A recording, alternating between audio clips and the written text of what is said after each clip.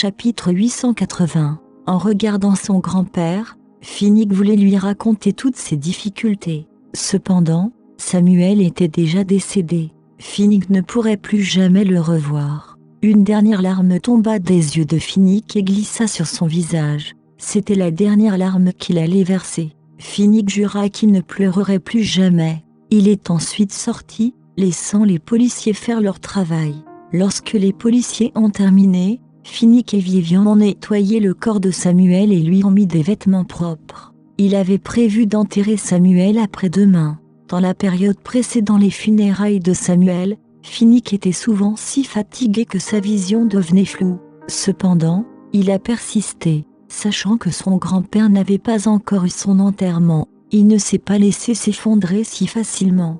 Les personnes âgées disent toujours qu'il faut retourner à ses racines. Elles ne seront en sécurité que si elles sont enterrées. Finnick avait donc décidé d'aller à l'encontre de la norme et de ne pas incinérer le corps de Samuel. Il préférait acheter un cercueil adapté au rite funéraire. Vivian était d'accord avec sa décision. Tout ce qui comptait pour elle était que Finnick puisse surmonter tout cela rapidement. Samuel était déjà parti vers un monde meilleur, vers le paradis. Finnick était le seul à rester dans ce monde, triste et souffrant. Alors que Vivian regardait le visage émacié de Finnick, elle avait le cœur brisé mais retenait ses larmes. 2 jours plus tard, lors des funérailles, Finnick a habillé Samuel lui-même avant de l'enterrer dans son cercueil. De nombreuses personnes sont venues le pleurer, toutes vêtues de noir. Une fois les funérailles terminées, ils ont enterré Samuel dans un endroit avec un beau paysage. Bien que le lieu de sa sépulture soit éloigné du centre-ville, Samuel aurait aimé cet endroit. Il était très calme et lui permettrait de reposer en paix. Finnick regarda la photo sur la tombe de Samuel avec une expression solennelle sur le visage. Il était différent du Finnick du passé. Il avait désormais un air de maturité, de compétence et d'expérience. Cependant, cela a brisé le cœur de Vivian. C'est seulement après avoir traversé des épreuves que la personnalité d'une personne peut se transformer de cette manière. Il était facile d'imaginer à quel point Finnick était affecté par la mort de Samuel. Vivian s'avança et prit la main de Finnick dans la sienne, espérant lui apporter un peu de chaleur. Sentant ses intentions, Finnick lui serra la main avant de la lâcher. Il avança sans se soucier du regard des autres et s'agenouilla devant la tombe de son grand-père. Fixant la photo de Samuel, Finnick réprima sa douleur du mieux qu'il put. Même si ses yeux ne quittèrent jamais le visage de Samuel, Vivian observait simplement Finnick sans le gêner. Larry se tenait également sur le côté, accompagnant Finnick. Alors que le ciel s'assombrissait peu à peu, seuls les 3 membres de leur famille restaient devant la tombe de Samuel. Cependant, Finnick n'avait toujours pas l'intention de partir. Vivian se dirigea vers lui pour lui prendre la main dans l'espoir qu'il accepterait enfin de partir. Après tout, ils étaient sur une colline. Le ciel était déjà sombre et il n'y avait aucun endroit à proximité où ils pourraient passer la nuit. Une fois que l'obscurité sera totale, des animaux sauvages pourraient apparaître. Ils ne pourront alors plus gérer ce phénomène. Finnick évita la main de Vivian, puis se tourna vers elle sans expression. Il dit « Tu peux y aller en premier. Je veux rester ici un peu plus longtemps et passer plus de temps avec grand-père. Je serai de retour demain matin au plus tard. » En voyant à quel point Finnick souffrait, Vivian comprit qu'il n'y avait rien de mal à ce qu'il veuille rester un peu plus longtemps. Après tout, il venait de perdre Samuel. Vivian allumait un feu pour empêcher les animaux sauvages de s'approcher, avant de prendre la main de Larry et de partir. De retour à la maison, Vivian s'est mise au lit avec Larry. Elle savait que son fils serait contrarié s'il devait dormir seul après avoir vécu l'événement de ce jour-là. Dès que Larry s'est retrouvé sous les couvertures, il s'est jeté dans les bras de Vivian et a pleuré. Il avait voulu pleurer tout le temps, mais il se souvenait que Finnick lui avait dit que les hommes ne devraient pas pleurer. Ainsi, Larry avait réprimé la douleur dans son cœur pendant tout ce temps. Comme Finnick n'était pas là et qu'il pouvait sentir la chaleur de Vivian, Larry libéra alors tout son ressentiment. Seul Larry comprenait à quel point il était choquant d'avoir vu quelqu'un mourir devant lui. Même Vivian ne pouvait pas comprendre ce qu'il ressentait. Chapitre 881. Vivian n'avait jamais vu de mort alors qu'elle n'avait que 5 ans. « Sois sage, Petite citrouille, ne pleure pas. En voyant l'état dans lequel se trouvait Larry, Vivian avait le cœur brisé. Seule Vivian savait tout ce qu'elle avait enduré pendant cette période. Même si elle n'était pas la personne directement touchée, tous ses proches étaient concernés. Elle avait vu à quel point il souffrait et elle n'avait pas eu la vie facile non plus. Souvent, une personne serait plus angoissée en voyant d'autres personnes souffrir. Tandis qu'elle réconfortait Larry, Vivian lui caressait le dos dans l'espoir que son fils parvienne à oublier ce terrible souvenir. Si Larry ne parvenait pas à oublier cette scène, elle deviendrait son traumatisme d'enfance. Vivian ne voulait pas que Larry ait à affronter une enfance dont il aurait toujours peur de se souvenir. Elle voulait qu'il grandisse bien et en paix. Tandis qu'elle consolait Larry, Vivian s'endormit lentement à côté de son fils. Ce qui s'est passé ce jour-là était trop difficile à gérer pour elle. Elle était en train de cuisiner pour Finnick lorsqu'elle reçut un appel téléphonique en plein milieu de la préparation et dut se précipiter. Comme Larry, elle avait vu les cadavres joncher le sol. Elle avait aussi vu Samuel étendu sur le sol. Bien qu'elle fût dévastée, elle ne pouvait pas pleurer à ce moment-là. Ce n'est que lorsque Larry s'est finalement endormi qu'elle a laissé couler ses larmes. Tandis qu'elle caressait le dos de Larry, Vivian pleurait et se réconfortait en même temps. Alors qu'il s'endormait, Finnick était toujours sur la colline, agenouillé devant la tombe de Samuel. Il resta simplement agenouillé là, immobile. Le lendemain matin, Vivian prépara le petit déjeuner pour Larry et remarqua que Finnick n'était pas encore rentré. Après avoir attendu un peu plus longtemps, elle remonta la colline avec Larry pour voir Finnick. Comme il était encore tôt le matin, les sentiers sur la colline étaient difficiles à parcourir. Certaines plantes le long du chemin étaient encore couvertes de rosée matinale. Le paysage au sommet de la colline était magnifique, mais Vivian n'était pas d'humeur à l'apprécier. Elle était très inquiète pour Finnick. Alors qu'ils montaient la colline, Vivian devenait de plus en plus nerveuse à mesure qu'ils approchaient du sommet. Cependant, elle ne savait pas non plus pourquoi elle était nerveuse. Tout ce qu'elle voulait alors, c'était atteindre le sommet le plus vite possible pour pouvoir découvrir ce qui était arrivé à Finnick et voir s'il allait bien. Mais comme Larry était encore jeune, il ne pouvait pas marcher trop vite. Larry a continué à faire tous les efforts possibles, leur permettant finalement de gravir la colline en peu de temps. Vivian fut soudainement paniquée dès qu'ils atteignirent le sommet. Elle n'a pas vu Finnick. La zone ne portait plus aucune trace de son passage. Elle chercha dans les environs, mais en vain. C'était comme s'il avait disparu de la surface de la terre. Il était introuvable. Il a dû rentrer chez lui, probablement en empruntant un autre itinéraire. Vivian a alors décidé de rentrer chez elle pour jeter un œil et s'est précipitée en bas de la colline. Elle s'est précipitée chez elle avec Larry, mais Finnick était toujours introuvable. Elle a fouillé toute la maison à fond, ne laissant rien de côté. Elle a fouillé la cuisine, la chambre, le bureau et même la salle de bain. Mais il n'y avait rien. Réalisant que Finnick était parti, Vivian s'éloigna en silence, se dirigeant vers un endroit où personne ne la trouverait. Elle était bouleversée mais ne savait pas comment se réconforter. Pendant cette période, elle avait déployé tous ses efforts pour réconforter Finnick. Pourtant, il avait disparu. Vivian savait que dans cette vie, elle était la seule personne capable de réconforter Finnick. Elle savait aussi que Finnick n'avait pas simplement disparu. Il avait choisi de la quitter. Même si elle voulait être triste, Vivian se rendit compte qu'elle n'avait aucune raison de s'inquiéter.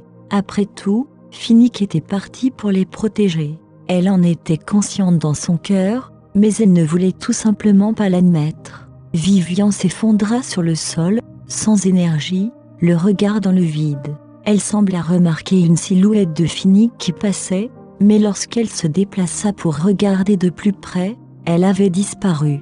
En voyant Vivian agir de cette façon, Larry comprit ce qui s'était passé. Sa maman n'a pas pu retrouver papa, mais elle ne connaissait pas la raison de sa disparition. Chapitre 882. Même si Larry voulait demander, il pouvait dire que ce n'était pas le bon moment. Vivian était bouleversée. Si Larry lui posait la question maintenant, il jetterait sans aucun doute de l'huile sur le feu. Vivian était attristée en voyant Larry qui se tenait tranquillement à côté d'elle. Elle le prit dans ses bras et pleura. « Petite citrouille, Tu fais tout ce que maman a maintenant, tandis qu'elle serrait Larry dans ses bras. Vivian réfléchissait aux endroits possibles où Finnick aurait pu se rendre.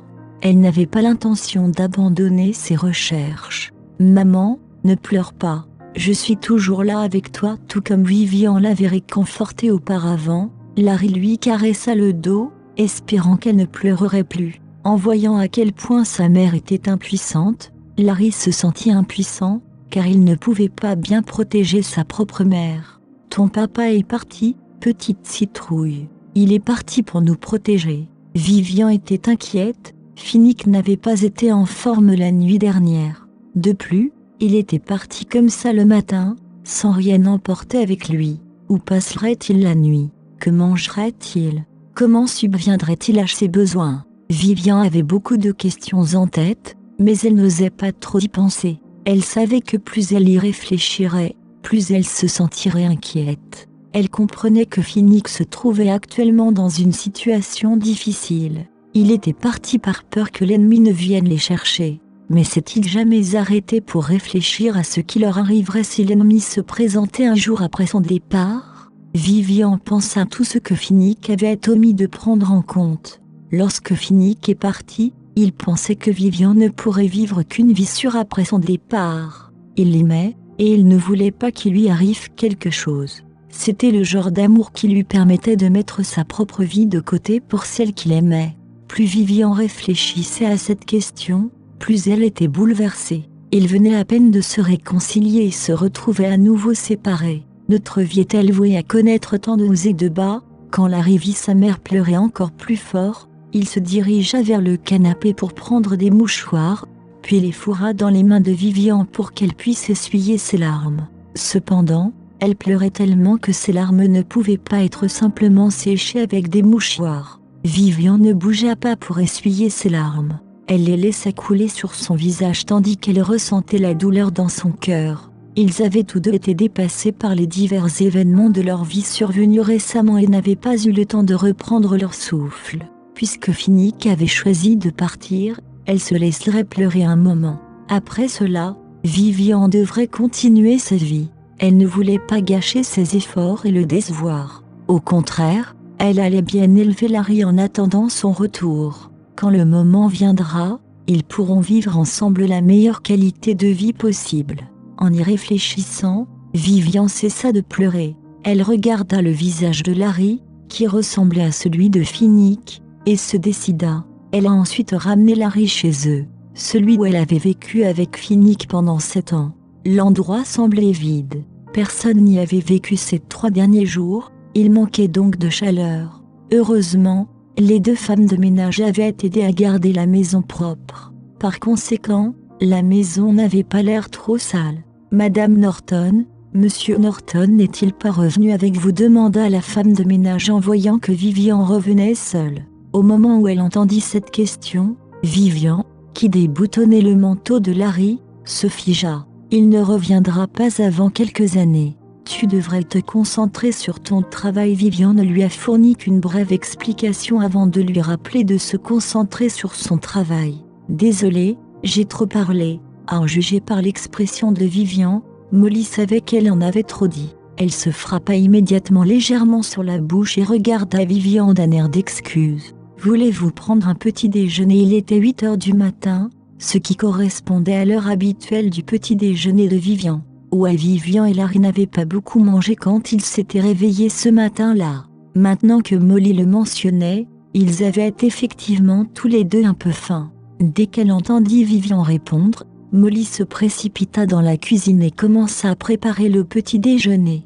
Comme c'était le petit déjeuner, Molly a gardé les choses simples et leur a préparé un petit déjeuner anglais avec quelques sandwichs. Chapitre 883. Vivian et Larry prirent place à la table du dîner. En regardant les plats devant elle, Vivian se rendit compte qu'elle n'avait aucun appétit. En voyant l'expression impassible de sa mère, Larry avait lui aussi perdu l'appétit. Vivian se força à manger et adressa à Larry un sourire rassurant.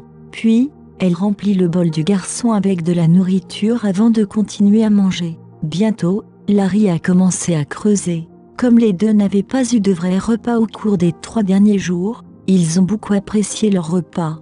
Tout serait parfait s'il ne mangeait pas la nourriture de mauvaise humeur. Après le petit déjeuner, Vivian a demandé à Larry de rester à la maison avec la femme de ménage pendant qu'elle partait à la recherche de Finnick. Même si elle s'était résignée à vivre sans cet homme à l'avenir, elle ne pouvait s'empêcher de continuer à le chercher. Il vaudrait mieux qu'elle parvienne à retrouver Finnick. Sinon, c'était peut-être le seul moyen de se forcer à abandonner après d'innombrables recherches vaines. Avec cela en tête, elle partit et commença bientôt ses recherches. Vivian conduisait à une allure d'escargot sur la route, craignant que la scène du film où un couple se rate d'un cheveu ne lui arrivât elle et à Finnick. Elle regardait constamment par la fenêtre pendant qu'elle conduisait. On pouvait imaginer à quelle vitesse elle roulait. De plus en plus impatients, ceux qui la suivaient ont commencé à klaxonner, lui faisant signe d'accélérer. Pourtant, Vivian ignora les klaxons. À cet instant, tout ce qu'elle avait en tête était de chercher Finnick. Elle ne laisserait personne se mettre en travers de son chemin et elle se moquait bien de ce que les autres pourraient penser d'elle. Frustrée, les autres automobilistes lui coupèrent la route. Ils lançaient des jurons à tue-tête tandis que leur voiture dépassait la sienne. Quoi qu'il en soit, Vivian continua son rythme tout en gardant les yeux sur le bord de la route. À sa grande déception, ses recherches furent vaines. Elle s'engagea alors sur l'autoroute et accéléra peu à peu.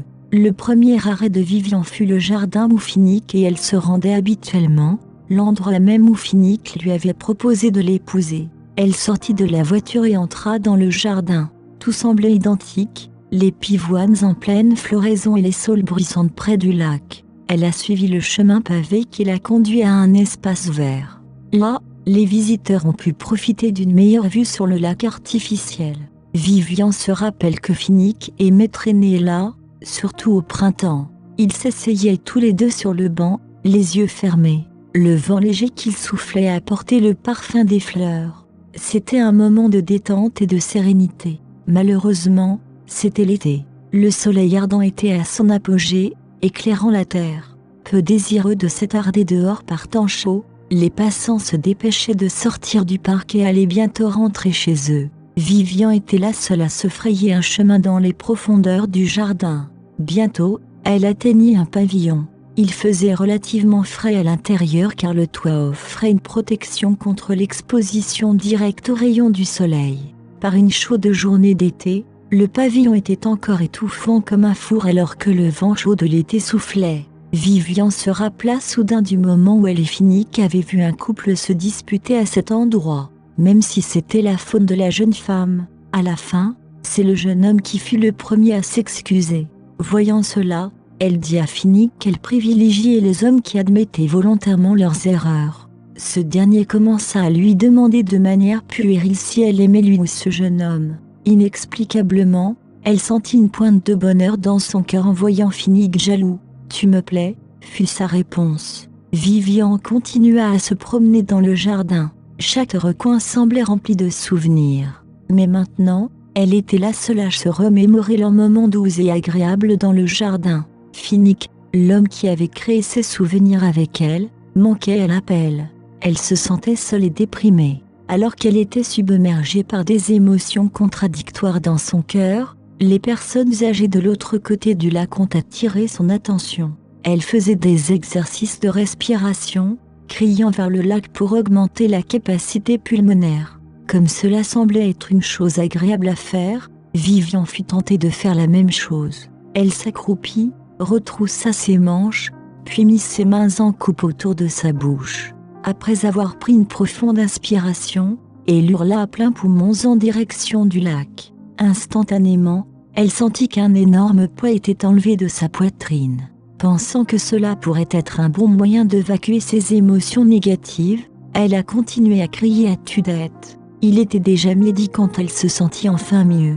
Le soleil était brûlant, mais elle ne semblait pas prête de partir de sitôt. Chapitre 884. Des gouttes de sueur perlaient sur son visage. Vivian était néanmoins déterminée à parcourir chaque recoin du jardin.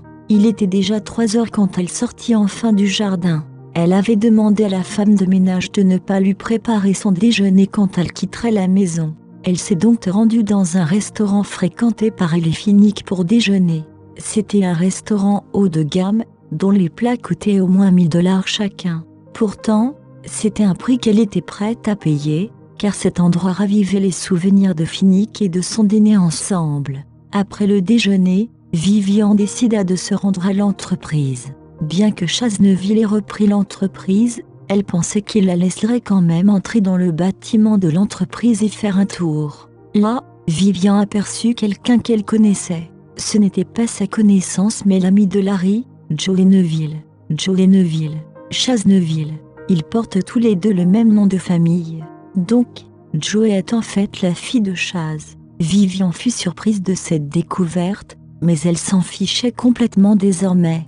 L'identité des parents de Joey n'avait rien à voir avec elle. Cependant, maintenant qu'il s'avérait que Joey était la fille de l'homme qui avait attaqué le groupe Finor, Vivian ne laissait plus son fils se lier d'amitié avec cette petite fille. À cet instant, Vivian a décidé de transférer Larry dans un autre jardin d'enfants. Alors qu'elle était plongée dans ses pensées, Joey s'approcha d'elle et la salua. « Bonjour, Madame Morrison.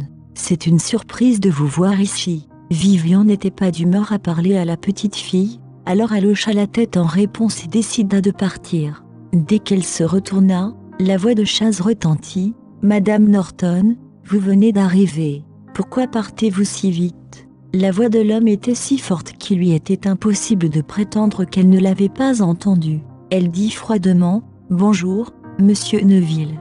Je regarde simplement autour de moi et je m'en vais tout de suite. » En fait, Vivian était une personne froide.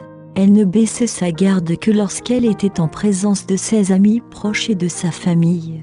Pour les étrangers, Vivian était distante et inaccessible. « Bon, vous n'allez pas entrer, peut-être prendre une tasse de thé ?» Chaz regardait discrètement Vivian de haut en bas en l'invitant à entrer. Il n'arrivait pas à comprendre pourquoi Finnick avait les yeux rivés sur une femme d'apparence aussi ordinaire. Qu'est-ce qu'elle avait de si spécial ?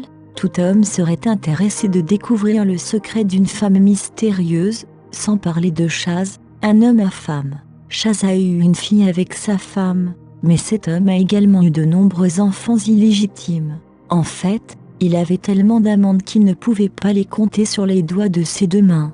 À l'époque, il épousait sa femme uniquement pour l'argent et le pouvoir. De toute façon, sa femme n'était pas le genre de femme qu'il imaginait épouser. Maintenant qu'il avait tout ce qu'il voulait, il ne prenait plus la peine de cacher ses affaires à sa femme. Depuis lors, sa femme s'est consacrée à la religion et a passé tout son temps à plonger dans la Bible pour chercher refuge face au chagrin. Chaz la détestait encore plus à cause de ça. « Non merci, s'il n'y a rien d'autre, je m'en vais tout de suite. » Vivian jeta un coup d'œil à Chaz et lui fit un signe de tête poli. Sur ce, elle se retourna et partit avant qu'il ne puisse dire quoi que ce soit. Vivian ne voulait pas être impolie. C'est juste qu'elle n'avait pas envie de traiter avec Chaz. Elle n'avait donc pas d'autre choix que de le repousser. Elle pensait que Chaz, le président d'une énorme entreprise, ne se dégraderait pas en la forçant à rester. En fait, ce qui l'a le plus surprise, c'est de voir Chaz dans l'entreprise. Je pensais que les aigles n'attrapaient pas les mouches. C'est seulement le 2e jour après sa prise de fonction au sein du groupe Finor. Pourquoi est-il si impatient de rejoindre l'entreprise ? Y a-t-il quelque chose de caché dans l'entreprise que j'ignore et que Chaz considère comme important pour lui ? Sachant qu'elle réfléchissait encore trop, Vivian chassa ses pensées de son esprit. Le ciel s'assombrit tandis que le soleil disparaissait à l'horizon. Elle décida de mettre un terme à ses recherches pour la journée et de rentrer chez elle. Il était tard quand Vivian arriva enfin à la maison. Larry s'était déjà endormi. Vivian se rendit dans la chambre de son fils pour voir comment il allait. Regardant affectueusement Larry endormi, elle se pencha pour lui faire un bisou sur la joue avant de partir. Assise seule à la table du dîner, elle avait de la nourriture pour le dîner. La maison semblait froide et vide sans la présence de Finnick. Depuis sa disparition, Vivian n'avait plus le courage de faire quoi que ce soit. Chapitre 885. Vivian regarda autour de la maison alors qu'elle montait les escaliers et longeait le couloir. Elle savait que Finnick ne pourrait pas revenir vers elle pour une raison quelconque.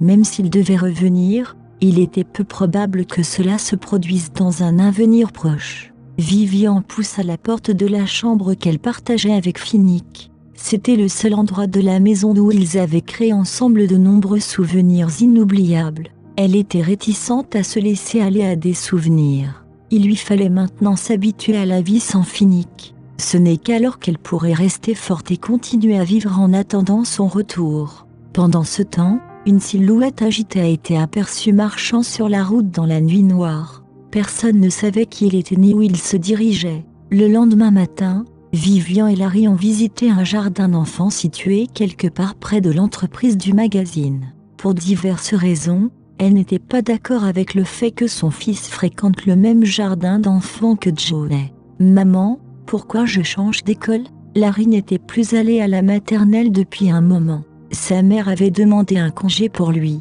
Le petit garçon ne pouvait s'empêcher de se sentir confus après avoir appris que Vivian le transférait dans une autre maternelle. « Eh bien, la nouvelle école maternelle est plus proche de mon lieu de travail.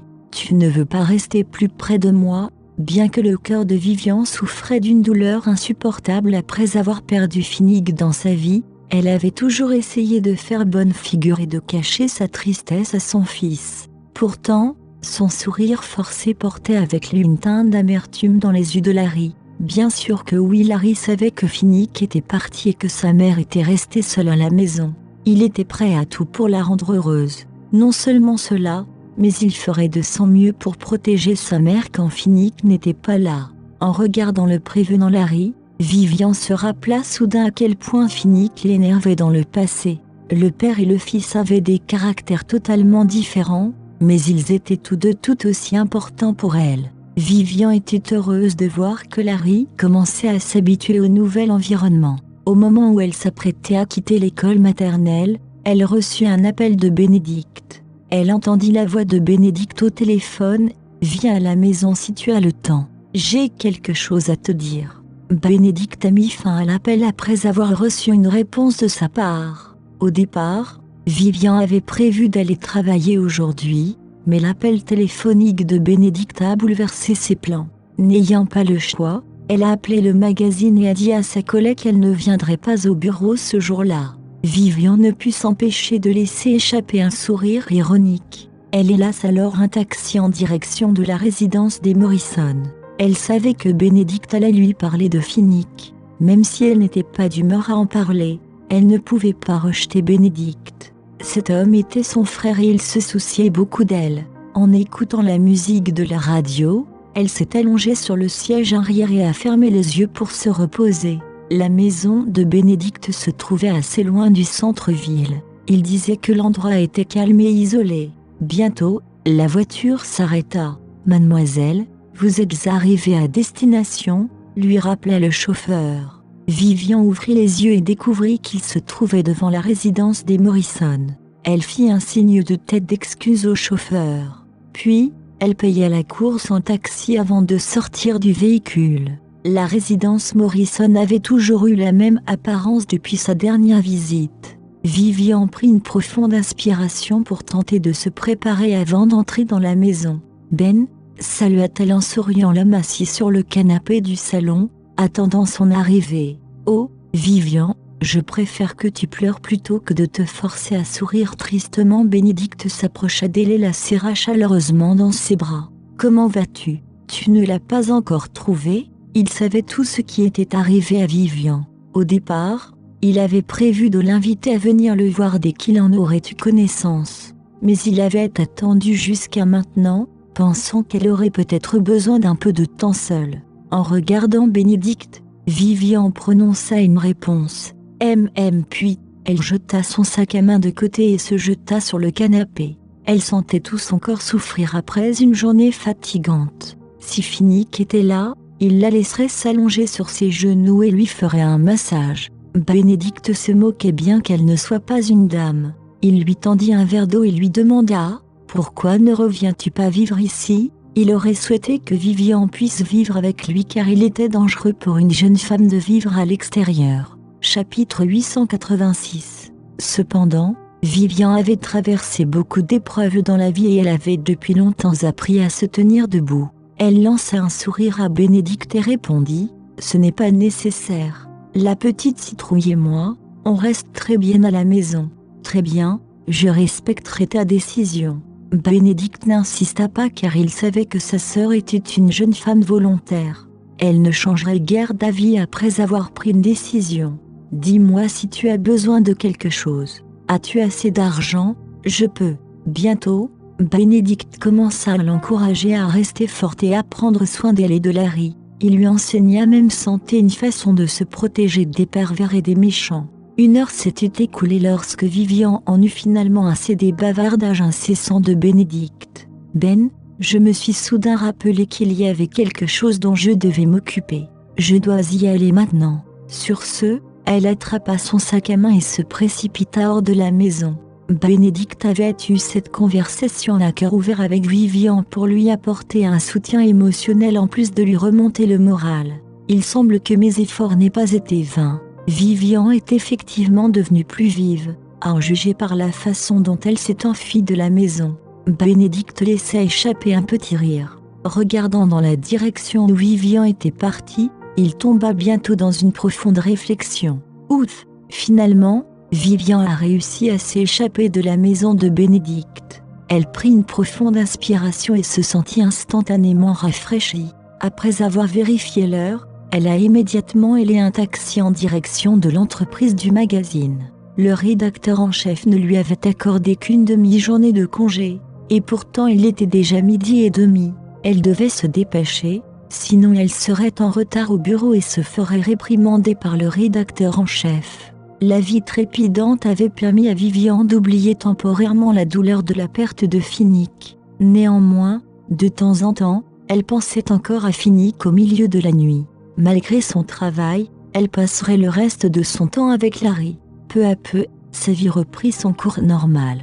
Cela faisait longtemps qu'elle n'avait pas pleuré à cause de Finnick. En fait, elle avait essayé de rechercher Finnick grâce aux relations de la société de magazine, mais ses efforts étaient restés vains. Néanmoins, elle s'accrochait toujours à l'espoir qu'elle trouverait un jour cet homme. Sans abandonner, elle a décidé de mettre une annonce, qui occupait un petit coin du magazine, pour rechercher Finnick disparu. Même si l'avis de disparition était à peine remarqué dans le magazine, la nouvelle de la disparition de Finnick s'est répandue comme une traînée de poudre puisqu'il était un grand nom de la ville. Désormais, tout le monde dans la ville savait que Finnick avait disparu, abandonnant sa femme et son enfant. Bien que le public ait mal compris Finnick, Vivian n'a pas pris la peine de leur expliquer, car elle savait que Finnick se souciait peu de ce que les autres pensaient de lui. Le magazine avait une large audience et un lectorat très large. Elle essaya toutes les méthodes possibles pour retrouver Finnick. À la grande déception de Vivian, elle n'a reçu aucune nouvelle alors qu'un mois s'était écoulé. Elle savait que si Finnick voulait se cacher d'elle, il ne laisserait jamais personne le trouver. En fait, Vivian avait également engagé un détective privé pour rechercher où se trouvait Finnick. Cependant, au final, elle a obtenu les mêmes résultats décevants. C'était comme si cet homme avait disparu dans les airs. La vie de Vivian continuait. Chaque jour passait, elle attendait le retour de Finnick tout en prenant soin de Larry. Un jour, en voyant son reflet dans le miroir, elle remarqua soudain des pas d'oie se former au coin de ses yeux. C'est à ce moment-là qu'elle réalisa que Larry grandissait, mais qu'elle vieillissait aussi. Finnick est parti depuis 1 an. Pourquoi ne revient-il toujours pas? Larry lui avait posé les mêmes questions. Même si elle n'avait pas de réponse à lui donner, elle rassurait le garçon en lui disant que son père était parti dans un endroit très loin d'eux et qu'il reviendrait bientôt. Bientôt, Larry arrêta de lui poser la question car il savait qu'il obtiendrait toujours la même réponse. Tous deux continuèrent leur vie avec une attente incessante. Point de suspension. Vivian, vas-tu participer à la célébration du 10e anniversaire de l'entreprise ce soir, lui a demandé la collègue assise à côté d'elle. En entendant cela, Vivian posa son stylo. Après avoir réfléchi un moment, elle hocha la tête. Cela faisait longtemps qu'elle n'avait pas assisté à un banquet avec Finnick, il y a 2 ans. Vivian pensait qu'elle pourrait profiter de cette occasion pour s'amuser et se détendre. Chapitre 887. De plus, tous les employés étaient tenus d'assister à la célébration. Après avoir vu la réponse de Vivian, une autre collègue a ajouté « Nous irons ensemble ». Les 2 collègues n'avaient jamais passé du temps avec Vivian auparavant. Maintenant qu'elles en avaient enfin l'occasion, elles ne pouvaient s'empêcher d'être excitées. Ils n'ont rejoint l'entreprise que quelques années après Vivian. Vivian était donc considéré comme leur aîné. « Je suis désolée, je dois aller chercher mon enfant, donc je ne peux pas venir avec vous », dit Vivian en s'excusant. Elle devait s'assurer que son fils rentre à la maison sain et sauf avant de pouvoir assister au banquet du soir. Ce ne serait pas un gros problème de laisser Larry à la maison puisque la femme de ménage était là pour prendre soin de lui. De plus, Larry était un bon garçon. Elle avait confiance en lui et savait qu'il se comporterait bien à la maison. Très bien, et alors les deux collègues étaient un peu déçus. En fait, elles étaient un peu envieuses de Vivian lorsqu'elles ont entendu d'autres seigneurs dire que son mari était le célèbre Finnick Norton, le président du groupe Finner avant qu'il ne change de main. Néanmoins, ce n'était pas le moment d'être jalouse car elles n'avaient pas encore terminé leur travail. Bientôt, elles retournèrent à leur travail. Après avoir quitté le bureau, Vivian est allée chercher Larry à la maternelle et l'a ramené à la maison. Comme il restait suffisamment de temps avant le début du banquet, elle mangea quelques nouilles avec Larry et eut une petite conversation avec lui. Puis, elle laissa le petit garçon entre les mains de la femme de ménage avant de partir. En route vers le banquet, elle sentit que quelque chose n'allait pas et l'inquiétude s'empara de son cœur. Finalement, elle pensait que c'était à cause de sa nervosité à l'idée d'assister à un banquet pour la première fois après 2 ans. Vivian portait une robe noire et un maquillage exquis. Elle ressemblait à une déesse, distante. Beaucoup de nouveaux employés ont été stupéfaits par son apparence. C'était la première fois qu'ils la voyaient habillée ainsi. Étant au centre de l'attention, Vivian ne se sentait ni timide ni à sa place. Au contraire, elle souriait gracieusement à la foule. Certains employés masculins l'ont même invitée à danser, mais elle les a refusés. Elle devrait se discipliner au cas où Finnick serait jaloux à son retour et apprendrait qu'elle a dansé avec un autre homme. À la grande table, Vivian se saisit un verre de jus d'orange. À ce moment-là, quelqu'un la salua. « Salut, Vivian ». Elle se retourna et découvrit qu'il s'agissait d'une de ses collègues, même si elle se connaissait à peine. Vivian lui rendit son salut. Salut, elle était habituellement courtoise envers ceux qui prenaient l'initiative de lui parler. La jeune femme se présenta. « Vivian, je suis Paris ». Ce faisant, elle ne put s'empêcher de jeter un œil à la belle robe de Vivian. Vivian hocha simplement la tête et attendit qu'elle continue. « Vivian, j'ai entendu dire qu'il y aura un tirage au sort ce soir. Le gagnant pourra faire un vœu. Grâce à son pouvoir et à ses relations, l'entreprise exaucera certainement le vœu du gagnant. Voulez-vous tenter votre chance ?» La participation était entièrement volontaire. Ceux qui souhaitaient participer devaient simplement communiquer leur numéro d'employé. Paris a déjà participé au tirage au sort, et elle était ici pour demander si Vivian souhaitait également participer. Même si elle était nouvelle dans l'entreprise, elle a eu une bonne impression de Vivian, la journaliste froide mais expérimentée. Voyant Vivian seule, elle décide de venir lui parler. Bien sûr, Vivian n'avait jamais pensé gagner au tirage au sort. Elle y avait participé, espérant que cet événement festif lui porterait chance. Puisqu'elle était maintenant au banquet, elle devrait se détendre et s'amuser. Après que Paris ait conduit Vivian à mettre sa carte d'employé dans la boîte de tirage au sort, les deux se sont promenés dans le jardin à l'arrière de la salle. Elles sont retournées dans la salle alors qu'il ne restait plus que 5 minutes avant le début de l'événement. L'hôte a commencé l'événement en souhaitant la bienvenue aux invités avec des salutations chaleureuses. Vivian en avait assez des mêmes discours d'ouverture habituels, mais les employés n'étaient pas autorisés à quitter la salle. N'ayant pas le choix, elle ne pouvait que discuter avec Paris pour passer le temps. Heureusement, l'animateur a eu la gentillesse de mettre un terme à cette ennuyeuse séance d'ouverture. La séance de tirage au sort a suivi. Chapitre 888. Tous les employeurs retenaient leur souffle lorsque l'hôte tendit la main vers la boîte du tirage au sort. Tout le monde était excité, sauf Vivian et Paris.